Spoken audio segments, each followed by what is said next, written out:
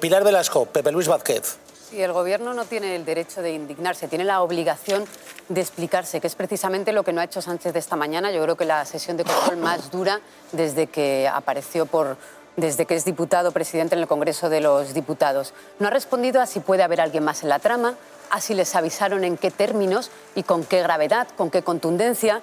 No sabemos si hubo más mordidas en más ministerios, si hubo más contratos. Sabemos sí que Santos Cerdán le costó mucho y tuvo dificultades una vez sale Ábalos del Ministerio de Transporte para penetrar en otros. Esa cita con Óscar Puente que trata de conseguir y no lo consigue.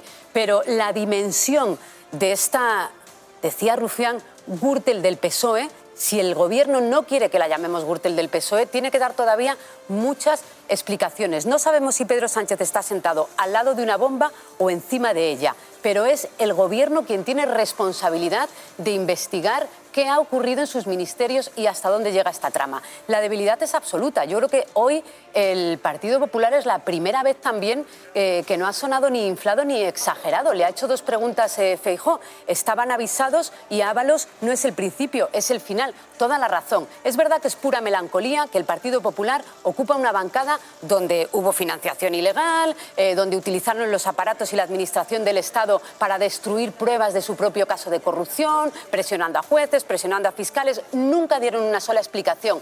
Pero es que ese no es el límite sostenible de la corrupción para este país. Se llegó muy lejos en la anterior legislatura, ese no es el límite. Sánchez tenía la oportunidad en la intervención de Rufián, que yo creo que ha hablado por todo su electorado y por toda la opinión pública, tenía la oportunidad de haber reiterado en su bancada el perdón, las disculpas, el compromiso con las explicaciones. Y lo que ha hecho es dar una patada hacia adelante y le debilita aún más de lo que estaba antes de llegar hoy al Congreso. Atención, porque me dice Verónica Sanz, Emiliano García Paje, el presidente de Castilla-La Mancha, en la COPE esta mañana. Verónica, con Carlos Herrera, ha dicho algo así como: están metidos en un búnker, Pedro Sánchez y los suyos, y que lo que más les preocupa no es lo que está siendo publicado por los medios, sino lo que puede sumar, tenga intención de salirse del gobierno, por ejemplo, ¿no? Sí, además hay distintas versiones según a quien preguntes. No sé si es que no se atreven a decir abiertamente esto es un gesto o que realmente pues Yolanda Díaz no ha aparecido hoy porque estaba enferma o vaya usted a saber. Espera un momentito, porque lo que nos está diciendo Irene Pérez no ha ido como gesto de enfado con el Partido Socialista, pero es que le preguntan ahora a Pablo Agustín Luis, al ministro. La ausencia de Yolanda Díaz. Los ministros se han ausentado hoy del Pleno. ¿Ha sido en señal de protesta precisamente por esta polémica? La ministra de Sanidad y yo hemos venido porque teníamos pregunta parlamentaria, como no podría ser de otra manera, y por tanto hemos atendido nuestras obligaciones de contestar a esas preguntas. Pero no hay un mensaje político detrás de esa ausencia hoy. El mensaje político está en las condiciones que de manera pública y con total transparencia hemos planteado al Partido Socialista: limpieza absoluta y agenda social para mejorar la vida de las clases trabajadoras en este país. Esas son las condiciones que hemos planteado. ¿Qué le ha parecido el tono de Pedro Sánchez y las explicaciones ahora en sesión de control, acusando al PP, pasando al ataque, digamos? Mire, creo que no es una novedad que las sesiones de control se han convertido en un espectáculo indigno.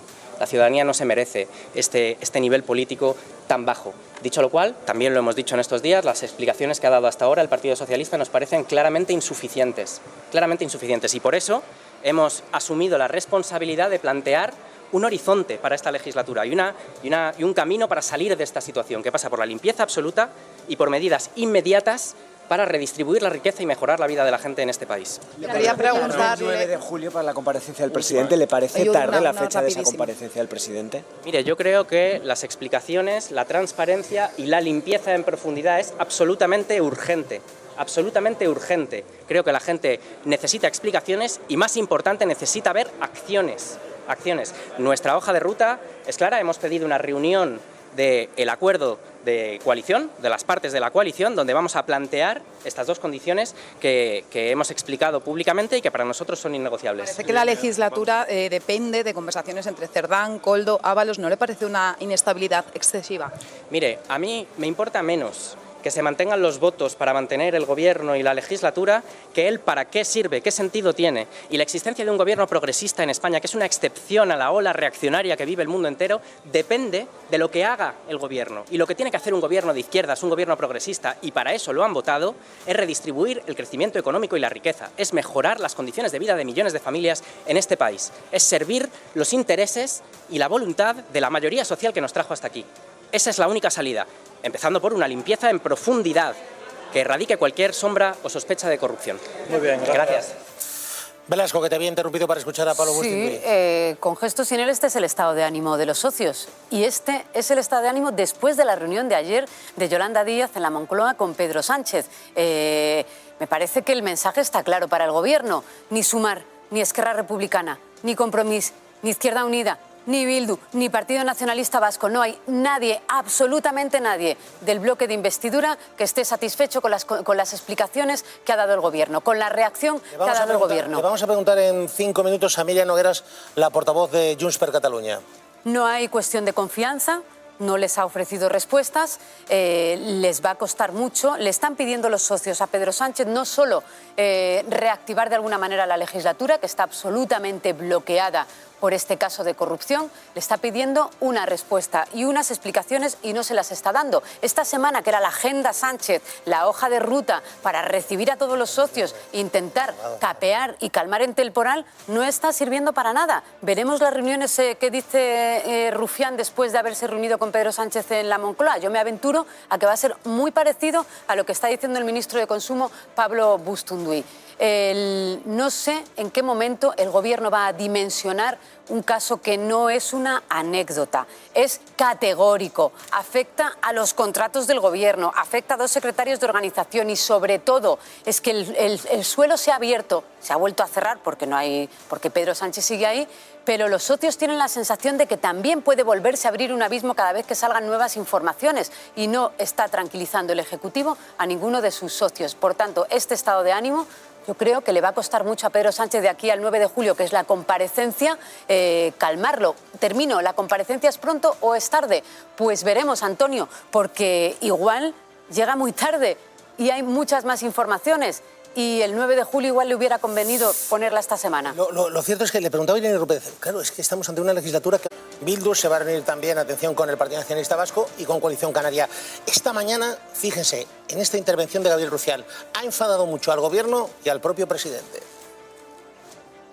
Jure y perjure que no estamos frente a la Gürtel del PSOE, que no veremos nunca en un papel P. Sánchez.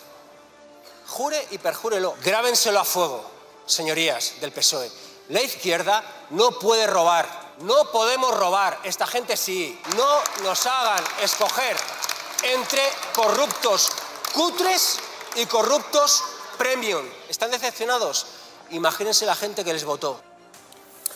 Bueno, pues el enfado ha sido monumental, es más, el enfado del presidente ha provocado que Gabriel Rufián se plantease incluso no acudir a Moncloa, ha tenido conversaciones con el Gobierno, finalmente ha estado allí. ¿Cómo ha ido todo? 12 y 28 minutos, pasillos del Congreso. Gabriel Rufián, explica el encuentro con el presidente del Gobierno. Bueno, les convocamos aquí por una cuestión de absoluta normalidad, de intentar tampoco darle más protocolo a esto de lo que debería.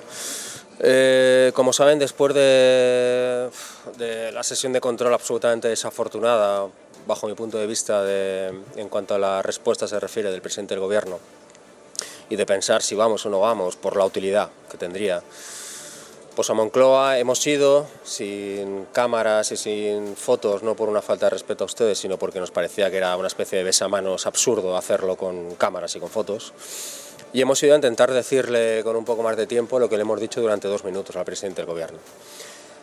Para resumirlo, y porque sé que les gusta todo sintetizado, hemos visto a un presidente tocado, a una persona tocada, se ha comprometido con nosotros a intentar ir a por los corruptores, en este caso las constructoras. Eso comportaría un cambio en el Código Penal en cuanto a sanciones de por vida, multas millonarias para aquellos que han contribuido a corromper a representantes públicos.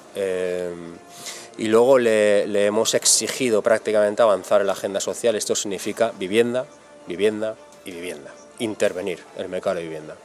A partir de ahí, repito, hemos visto una persona tocada y yo humildemente desde aquí, después de años aquí, lo que me atrevo a pedirle a los diferentes representantes de la izquierda del PSOE que estamos en esto es que aprovechemos el tiempo que nos quede, el tiempo que a esto le quede, pase lo que pase, para avanzar.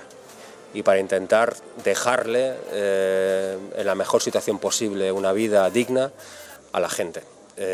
No sé cuánto tiempo queda, no lo sé, no sé lo que va a pasar, creo que nadie lo sabe más allá de quien lo está publicando y creo que tenemos que aprovechar el tiempo. ¿Qué explicaciones le ha dado el presidente? ¿Cree más ahora el presidente que antes? ¿Cree que no sabía nada? Yo no tengo una vara de medir ni una evaluación en cuanto a esto. Yo creo al PSOE lo mismo que le creía en el año 96 cuando veía a mi abuelo llorar por los casos de corrupción. A mí nadie me tiene que explicar lo que es el PSOE, nadie, por mucho que se diga. Yo estoy muy alejado de lo que significa el Partido Socialista, le respeto enormemente, es un partido histórico, conjuntamente con nosotros. Ahora, la inercia del bipartidismo es la que es, y creo que salir de esto con una cara compungida diciendo que lo siento, pues para esto tenemos ya un rey corrupto que ya lo hizo. Bueno. Después de reunirse con él, ¿cree que la legislatura va a aguantar hasta 2027? Es que da igual, por eso humildemente hago un llamamiento a las fuerzas de izquierda de este país a que avancemos, que nos pongamos de acuerdo en 3 o 4 cosas. Sobre todo para mí la vivienda es clave y que aprovechemos para que la gente pueda al menos comprarse un piso de forma digna el tiempo que quede. Rápido, sobre lo que acabamos de escuchar de Rufián. Sí, Rufián ha puesto voz a toda la indignación que tiene la bancada del bloque de investidura, la opinión pública, el electorado progresista, y me imagino que cualquier ciudadano que viva en este país y nos explica por qué el Gobierno no está contando y dando explicaciones sobre qué ha ocurrido y hasta dónde llega este gigantesco caso de corrupción. Dice Rufián, el tiempo que nos quede hay que aprovecharlo. Los socios también tienen que hacer una reflexión de aquí a septiembre sobre qué posición toman. Si les parece que no hay medidas, tendrán que tomar una decisión sobre la legislatura, y si no, también tendrán que colaborar con ella. La decisión también es de los socios y con los corruptores, que es una demanda de también varios grupos parlamentarios de reforzar la legislación. Tienen razón. La lista es larguísima de casos de corrupción donde se van de rositas los directores o financiadores de la financiación ilegal del Partido Popular o del 3% o del caso Palau. Se van de rositas y van a la cárcel los políticos. Eso también hay que hacérnoslo mirar. 12, Velasco. Se entiende todo un poco mejor después del informe de la UCO y se entiende la fotografía completa. Estamos hablando de Santos Cerdán, que según la Guardia Civil tiene una trama de corrupción perfectamente estructurada y organizada desde más de una década, desde allá por 2013 en Pamplona. A saber si no lo tenía mucho antes, es lo que está ahora mismo fechado. Colocó a Koldo en el Ministerio de Transportes, asaltó el partido para después asaltar el gobierno, planificó las mordidas que están reflejadas en el informe, voy a decir presuntamente, y esta causa tenía que ser investigada. Estamos hablando de que Santos Cerdán ha podido montar una estructura aprovechándose de su Secretaría de Organización para investigar a jueces, para investigar a funcionarios públicos, para buscar documentación que pudiera boicotear las causas judiciales que le estaban ha pactado afectando. con esa estructura, con esa trama. Bueno, veremos si Leire es una voluntaria o si Leire es una mandada de Santos Cerdán. Es que tiene muy mala pinta y es cada vez más lo que parece. ¿Leire Díez operó por su cuenta o fue llamada por Santos Cerdán? ¿Cuántas veces reportaba? Las preguntas que llevamos haciéndonos desde que apareció una militante que decíamos que parecía una militante friki por cómo se reunía con un empresario de la categoría y el fraude que tiene investigado Pérez Dolcet, y sabíamos que se había reunido con Santos Cerdán. Con Dolcet, a servicio de Dolcet, trasladando el mensaje al PSOE, y que el PSOE ha caído en la tentación de decir, con esto dinamitamos todas las causas. Totalmente de acuerdo. Pero claro, lo que tú dices es que a lo mejor todo era en coordinación, ¿no? Hombre, Santos Cerdán, con el retrato que está haciendo la Guardia Civil del exsecretario de Organización del partido, yo también pensaba que era una militante, como estaba también documentado, que se movía por su cuenta para después decir, oiga, mira, que igual esto, hay un boicot, hay una conspiración para perjudicaros, y cayó en la tentación, o se cayó en la tentación de escuchar a ver si era cierto lo que se decía, porque venimos también de una guerra entre oposición y gobierno, donde yo opino, la causa del fiscal general tiene más de política que muchísimo menos de corrupción. No se puede meter todo en el mismo saco, pero esto, Santos Cerdán, Leire Díaz, tiene que ser investigado porque no sabemos si fue este exdiputado, este exsecretario de Organización, quien se movió por los bajos fondos para también intentar perjudicar a funcionarios y montar causas. Acuérdate, Pilar, que la información que publicaba El Confidencial en septiembre, precisamente lo que Olmo contó era que cuando la detectan que esta persona está investigando así los bajos fondos, queda con ella en Pintor Rosales en una cafetería y lo que hace antes y después de quedar con el periodista es entrar en Ferraz y entrar saludando como Pedro por su casa. No teniéndose que identificar como alguien que va a menudo allí. Pero yo con esa información no puedo Bueno, asegurar pero si que va al fueras- despacho de Santos Cerdán. Puedo asegurar, va al despacho de Santos Sí, lo Cerdán que digo o entra es y que- sale de Ferraz como tantos militantes. Sí, lo que digo es que ahora se entiende mejor toda la fotografía Claro que se entiende, completa. pero digo que indicios de esto había.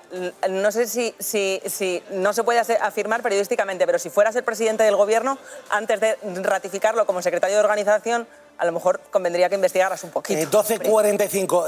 Y más que un poquito. Y os quiero preguntar también, Vázquez, caballero, te pido tu último titular, Vázquez, porque hemos conocido que Ana Redondo ha anunciado que en septiembre, después